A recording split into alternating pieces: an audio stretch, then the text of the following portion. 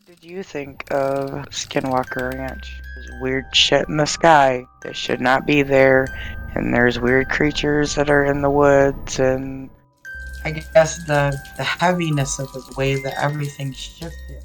Paranormal creatures, pale skin, and black eyes. Out of nowhere, there was a horrible, loud howl. welcome back, guys. Sorry it's been a while since we've recorded anything, but life happens sometimes.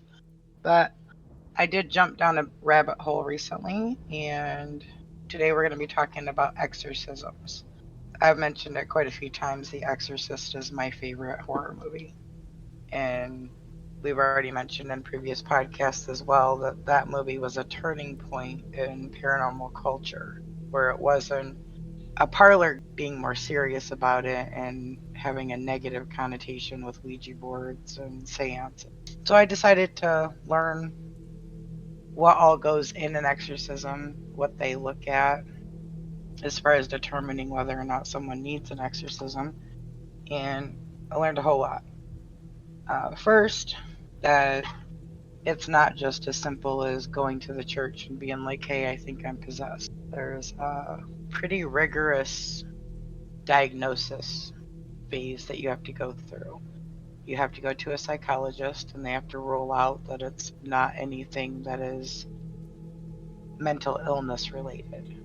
And they also have to go and have you medically evaluated to make sure that there's not a medical reason. But if both the psychology world and the medical world both do not have an answer for what's going on with you, that's when the church steps in. And there's been exorcism practices all the way back before there was actually a standardized church. Even when everybody was pretty much pagans. I do believe it was like 900 BC was where they first found remnants of like exorcism rituals or reference to it. So there's a long history and negative, or people believing that they have spirits attached to them that are negative and causing issues in their day-to-day life. There weren't a lot of, there wasn't a lot online about other religious practices in regards to exorcism. There are, of course, other religions or spiritual groups that do have practices about negative energy and how to get rid of it and things like that. But the Catholics seem to have like the market cornered on specific process, where they have a strict practiced order that they do things that, according to them, works to get rid of it. Because they are what you can find online, or the information, or at least people that are willing to talk about, are usually Catholic priests. And I did find out that it's the bishop that actually holds the right to exercise, and they bestow pretty much the right onto priests to be able to do it and train them. And there is a specific ritual that starts about a week before the exorcism, where after they've already been through a medical clearance and it's not anything that science can explain, then the church comes in and they evaluate the person, and they see kind of like where they're at, whether or not in the 3 stages they're at of it. So first stage of a possession is manifestation and infestation. So that's when people start noticing things moving around their house, maybe their animals acting strange. They did speak a lot about the animals that can be possessed, and that's part of an infestation to try to generate fear that they can feed off of, where everything in your life goes to shit. The story of Job is a good example of demonic oppression, where the devil literally takes everything away from the man, takes his wife, kids, his farm, his money, any reputation, and he still has faith in God. So in the story, God gives everything back to him. But that's a good example. Like you get in a car accident, your kids get sick, like terminally sick, or you lose your family, get divorced, family won't talk to you, and you start to get isolated. Then comes full-on possession, where the demon, or in a few priest interviews that I listened to, they claim the devil himself will actually take full control of the person's body, use their eyes to see, their mouth to talk, ears to hear, so on and so forth. So the person that is actually possessed, whatever happens, it's not them. They're just pretty much being used as a meat puppet. The Catholic Church tries to stop it before it gets that far, but they said that the tricky part is demons don't they don't want you to know they're in there. They don't want you to know that they've possessed you, because then you're going to try to get rid of it if you know about it. But there's certain rituals they do to test it, and one of them is, of course, they'll start by like just throwing tap water on somebody, and if the person like reacts to tap water, then they know they're faking it, because even the demon is going to know if that really is holy water, but a person's not going to know.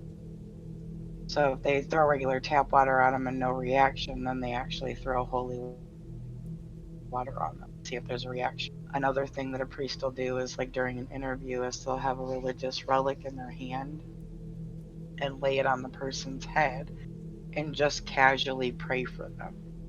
And the priest that I watched the interviews and the book that I read was, that's usually when the reaction comes, where the person starts speaking a language that they couldn't know. You start seeing the superhuman strength, where the, like 90-pound women are lifting up 350-pound men and throwing them across the room. That's not something that's physically possible. No matter how much adrenaline you've got pumping, that's a little unrealistic. Or knowing things that they couldn't possibly know about somebody in the room. Like picking out that, it being a young person, like a 19, 20-year-old, and one of the exorcists are in their 70s, and they talk about something about that priest's childhood that's right. There's no way possible they can know that, because they weren't alive when that priest was a child. Another thing that they look at is what your behavior is prior to being oppressed or possessed or start seeing manifestations. If you're doing things like playing Ouija boards or researching the occult or practicing witchcraft or Wicca or anything pagan, even something like yoga, they claim can invite a negative energy in, Yoga. because yoga positions are actually attributed to, or actually tied to, a religion. So you could be mistakenly doing a pose for a negative energy and not realizing, calling that negative energy to you, was the explanation that the priest gave. So pretty much what the priest was saying was, if it's not something that you are very well educated in and completely understand what poses are linked to what deities, you probably shouldn't be doing it, because you might be, like I said, inadvertently doing something wrong and it being attached to a negative energy. Objects. Going antique shopping, an object that said that there can be not necessarily a cursed object, but like an attachment to an object, and you bring something negative or demonic in your home. And all the priests that I listened to said in that case, a simple blessing of the item, usually it'll get rid of anything negative on or attached to it. It's if the object was made for inherent evil, that it has to be destroyed. So a Ouija board is considered an inherently evil object because it's only made for one purpose, to talk to spirits. And that's kind of why churches are like a no-go on playing Ouija. Like, I was sitting there listening to 3 different priests and talk about the same subject, and trust me, my friend, you and I poke the bear when it comes to inviting stuff in, We do. or yeah, we do. Even our channel is considered something that would invite things in that we might not necessarily want, because we're digging for it. we're looking to see proof of ghosts. We want to hear other people's experiences. Now, this is solely one side of it. So there's not a lot of information out there like Native American rituals on how to get rid of negative energies. There's not a lot of postings about that, or they're just not talked about. And the main reason it's not talked about is because they don't want you doing what we're doing, interested in it and diving in things and pulling things apart and maybe poking around things that we don't know what we're doing. Opening doors we may not understand how to shut, which I get that, but I'm a curious person and too late now. Right. That curiosity's already been planted there. A long time ago. And it was a first-hand experience that opened that door for me. But yeah, I mean, this is, like I said, this is just through the Catholic lens of possession and how people get possessed and things like that. But all three priests did say that they get contacted a lot by people outside of the Catholic faith, like something weird's going on. And they don't, like, after they're helped, like, they're not going to turn somebody away that is having a spiritual attack or genuinely being spiritually attacked. They're not going to turn anybody away because they're not Catholic. But they try to make them understand that the way they explained it is it's kind of like walking outside all day, like through like a dirty environment. You're walking through all day long, and all day you're picking up all this dirt. If you don't spiritually cleanse yourself and you just go back out the next day, you can just pile more dirt. That's kind of like not, of course, they're look at it as if you're not religious, you're not spiritually protecting yourself. And in the Catholic dogma, you go to confessional, you confess all your sins, they tell you what to do to atone, all is forgiven as long as you are genuinely sorry. Pretty much how that works. If you don't do that, then you're constantly building up negative energy picked up in the world. You and I both know that that's a lot like shadow work and the spiritual side of things. Now, not attaching it to a religion. Right. That you can spiritually cleanse yourself with crystals. You can spiritually cleanse yourself with essential oils or take ritual baths. Mm-hmm. All of those are cleansing rituals too. It's just, at least on that side of the coin, it's not approved because it's not a religious doctrine you're following. Like I said, after they've made sure that you are in fact possessed, and it is a very rare occasion that someone actually is possessed. One of the priests that I listened to said that it was 1 in 5,000 people that come to them actually have a demonic possession. But once that's all decided, and they know, they've experienced the superhuman strength or fluent in languages that they couldn't possibly know, or What about levitating? levitating is kind of like in the category of superhuman strength.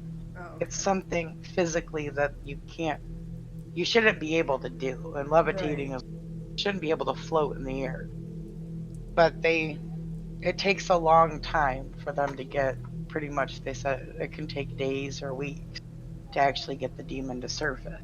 And once they're sure of it and they documented what they need to, they never do it alone. There's always a medical professional that's in the room, a psychiatric professional that's in the room, and then there's more than one person from the church. So it's not like in the movie The Exorcist where he shows up at midnight carrying a case and goes in there. No, it's not. Nobody's ever going in there by themselves. And everybody that's in that room has to be spiritually aligned. Like, you can't go in there with, you had a bad day with your wife. Yeah, everything's got to be centered, and Right. No, that's, like negativity and stuff. no negative. Right, and there's a lot of prayer that goes into about a week before an exorcism. And they said that there's no such thing as an emergency exorcism where they just go there in one time, they get rid of it, blah, say domini domini and it's all over. That's in the movie. That it's actually a very long process. And it starts with not only the priest and everybody that's going to be involved with the exorcism spiritual side to get rid of it. The person that needs the exorcism also has to be prayed over with a prayer group. They also have prayers that they need to say. So after all the preparation is done, and priests even wear sacred things to perform the exorcism.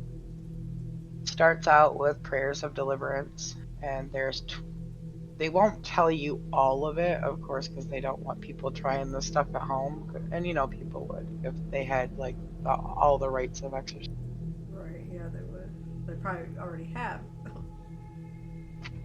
Well, one of the priests, that's exactly what he said, is normally the only thing that they have available that is either given out by the church or readily available to find is just the prayers of deliverance, which in some cases that's all you need because it's not that attached or it's not that strong of a negative energy, or it's early on, or it's just the manifestation part of it, so that it's easily cleared.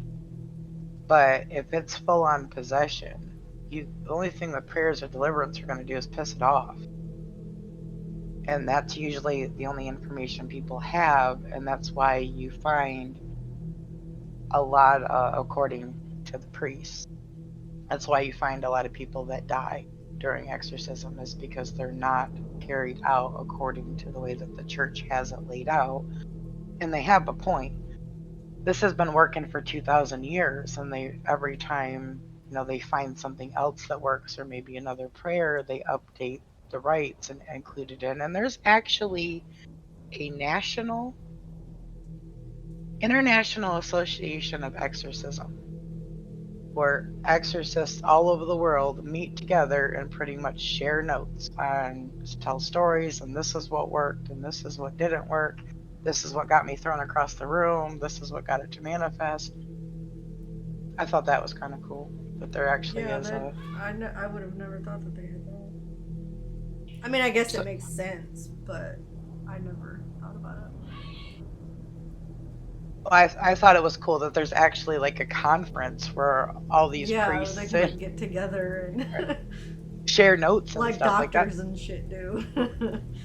Kind of the same thing though. They're just like spiritual doctors Right, though, yeah. so it makes sense. But that's why exorcisms fail, even when it's sometimes a priest doing it. If that priest doesn't have the permission from the bishop or wasn't trained in the rites of exorcism, they're not going to know it because those books aren't handed out to everybody. Only who the bishop assigns to it are allowed to do it. Now, like I said, there's like prayers of deliverance that anybody can read and anybody can have access to, and those are prayers on behalf of the person. So you don't need permission to pray for somebody. That's probably one of the biggest pet peeves I have about people that know that I'm not religious and spiritual. They'll ask if they can pray for me. You can pray for whoever you want.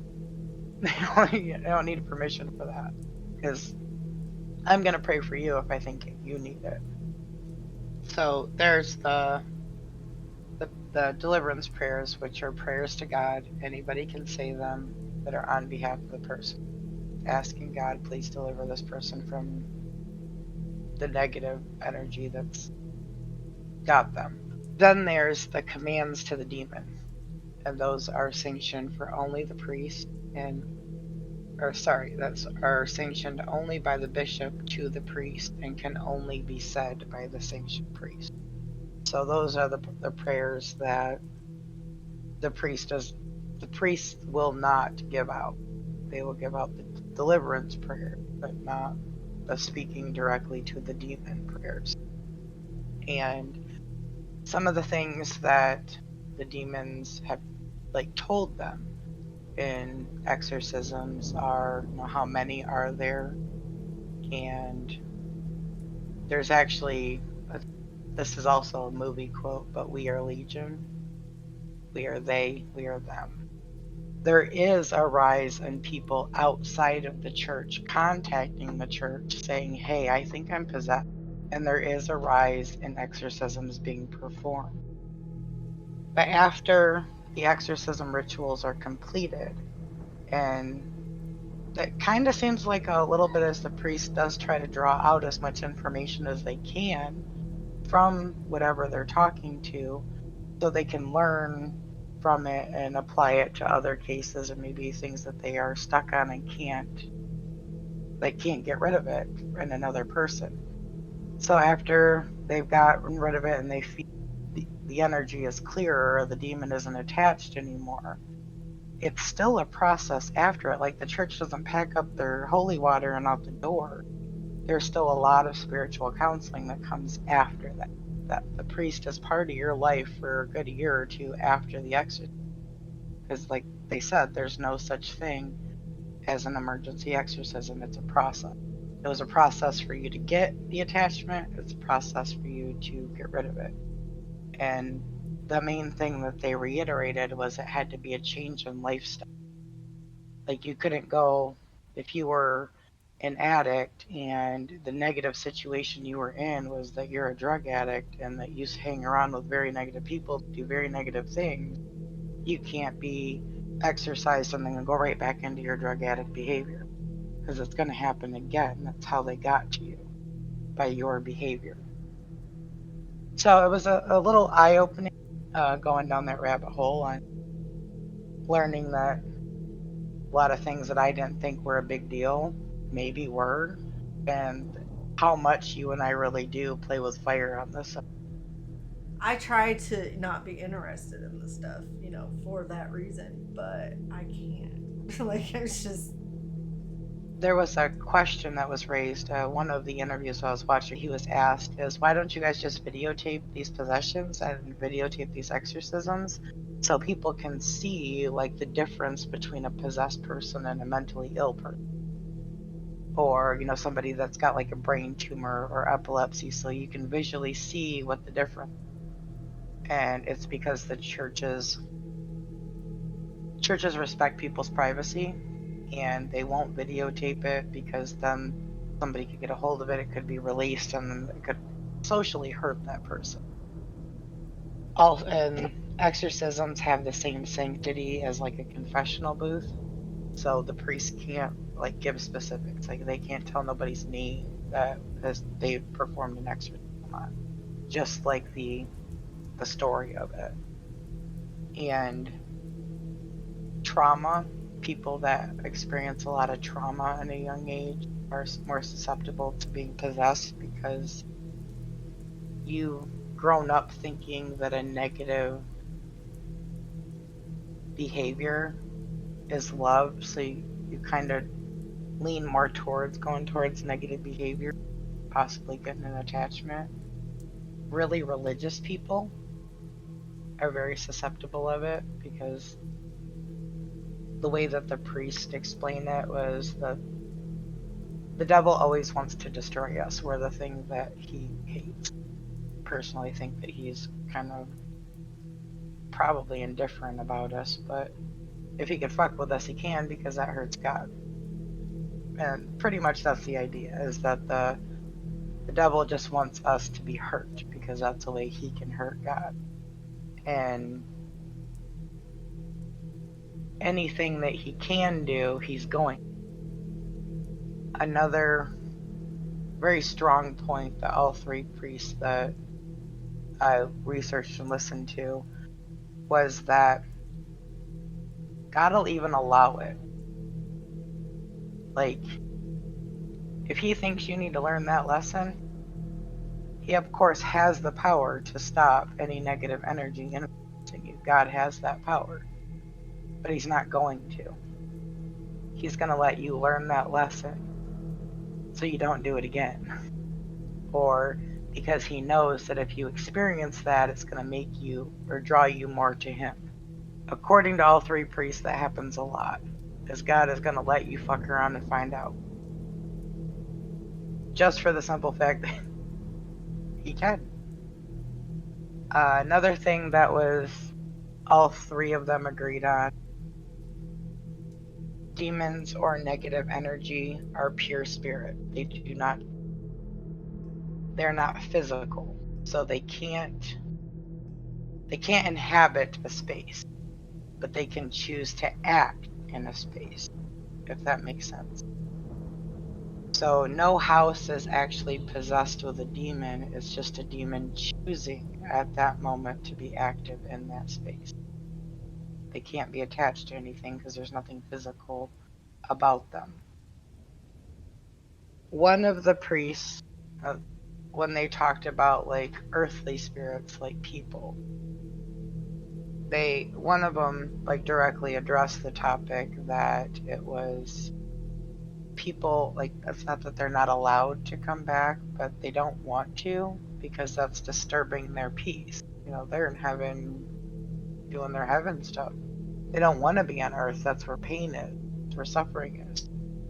So when they come back for any reason, it's because God's allowed it for some reason. There's a specific reason that person needs to come back to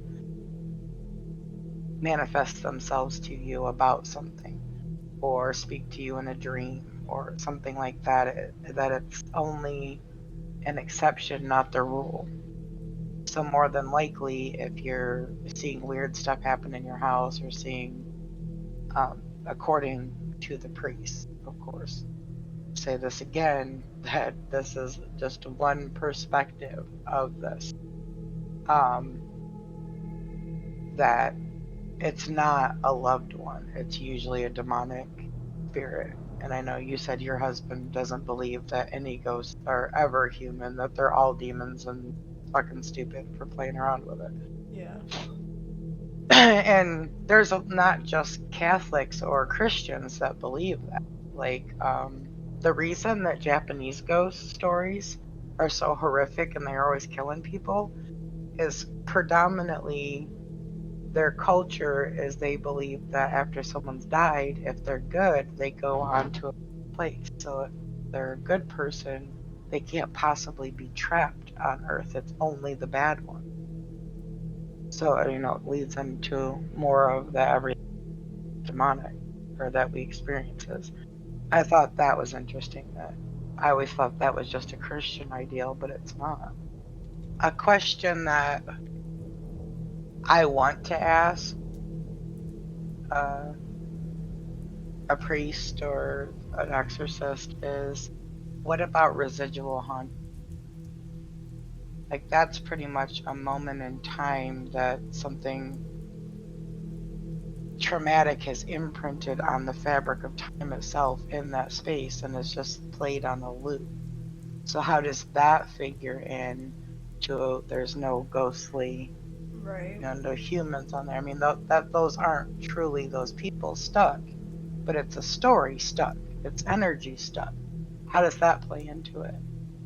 Because we know that exists. I mean, you go to any Civil War battlefield and you'll see, I've seen so many times examples of residual on Civil War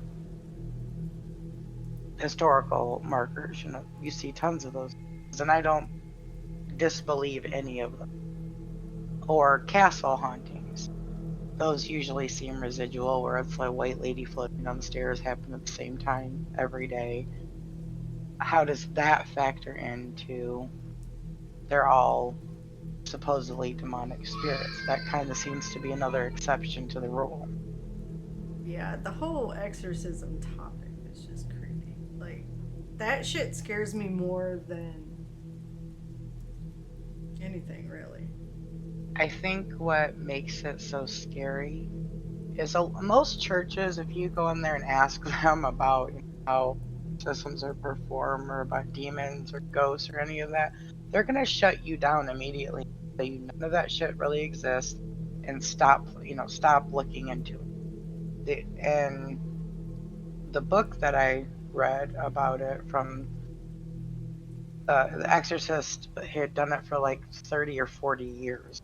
That was his profession, and he like directly addressed that topic as well. Like, he thinks that he thinks the church needs to acknowledge that that is real, because if it wasn't real, there wouldn't be a whole community of international association of exorcisms. There wouldn't be thing, or there wouldn't be such a vocation in the church of an exorcist if these things didn't really exist.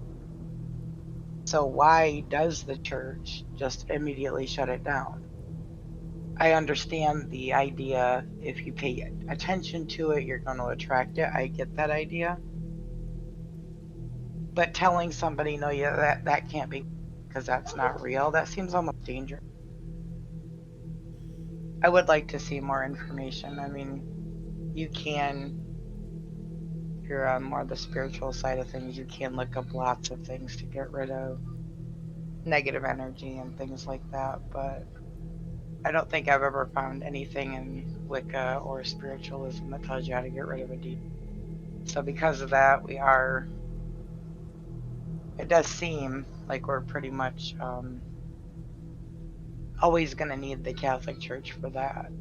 They seem to have locked down a pretty good system that gets rid of things, and some of the stories that they told, like witnessing people crawl up walls. The interview that I found on YouTube with a priest, or telling a story about was a woman. She was born in Mexico, and she didn't know this, but you remember the satanic 80s panic episode we did where we talked about the satanic rituals that people were saying that happened to them when they were a kid because they were like hypnotized in a therapy? Well, Yeah. there are people that have actually been abused by in satanic ritual, which some of which of that I think is maybe attached to that type of, I guess, spiritualism, like in a cultish kind of way. But supposedly the woman, when she was a baby, was a victim of that satanic ritual abuse, and she didn't know anything about it. Grew up, and it was always like her whole life, like things just never worked out for her. Something bad always happened to her. She walked away from the church. She didn't want to have anything to do with anything religious, and then she moved to Chicago, and a friend of hers was like, I want you to come back to the church. And she was like, well, I want you to meet my priest. And she met with a priest, and there's he had gotten to know her in a little bit, and like she would slip into like a completely different personality, and where it wasn't a mental illness type. And so he contacted the exorcist, and I was like, I want you to meet her. And he did the test where he had a religious artifact in his hand and like just casually put his hand on her forehead and started praying for her. And her eyes turned like a snake and turned green, and the woman had brown eyes and had the vertical slits, and she started speaking in Aramaic. Well, nobody since Jesus has spoke that language, so how did she know it? I mean, she's Spanish, not even from that side of the world. So he knew right then that that was manifestation of the demon. But he said that it took quite some time, but he was able to help her and free her of it. And she ended up returning to the church after having such a moment, I guess, but she didn't remember a lot of it. Like a lot of her life, she simply didn't remember because it wasn't her controlling her body. I guess if I That was going to stuff be creeps me possessed. out. Like, I can't watch exorcist stuff.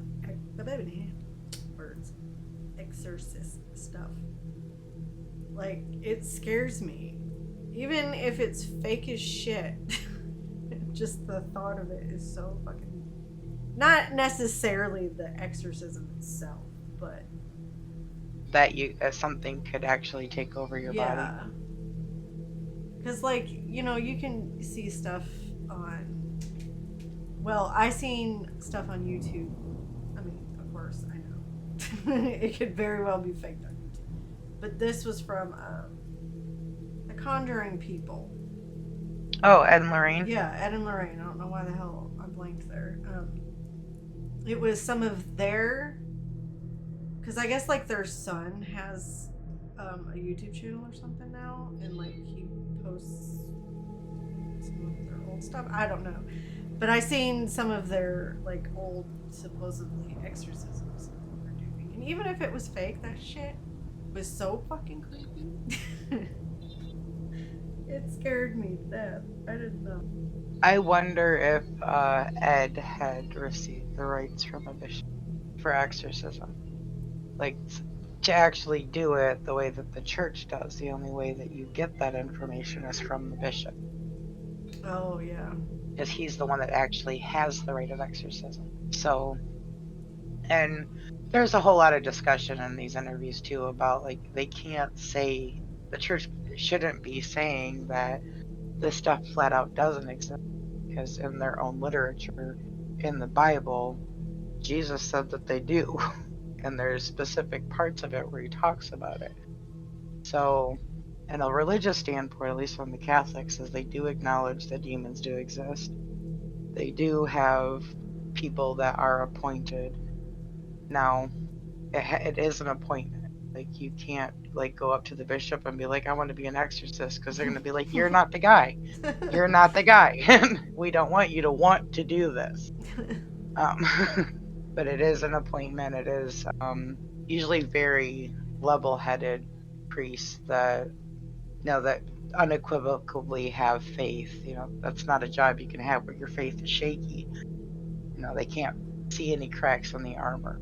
Right. Speaking of, you know, the negative part of the job, there can't be any chinks in that faith. It's got to be rock solid. So there's not very many of them.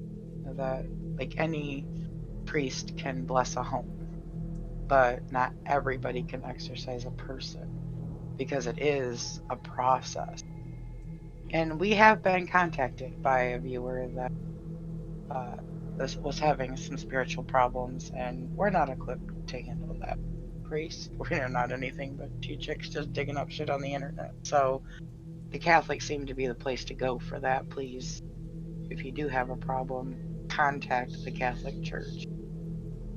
It is very common for them to require a medical examination or a psychological examination. This is a very long process that is tweaked and developed over a very long time. They know what they're dealing with. Trust. If they tell you it's a mental illness, it probably is. Not everything is a spiritual attack.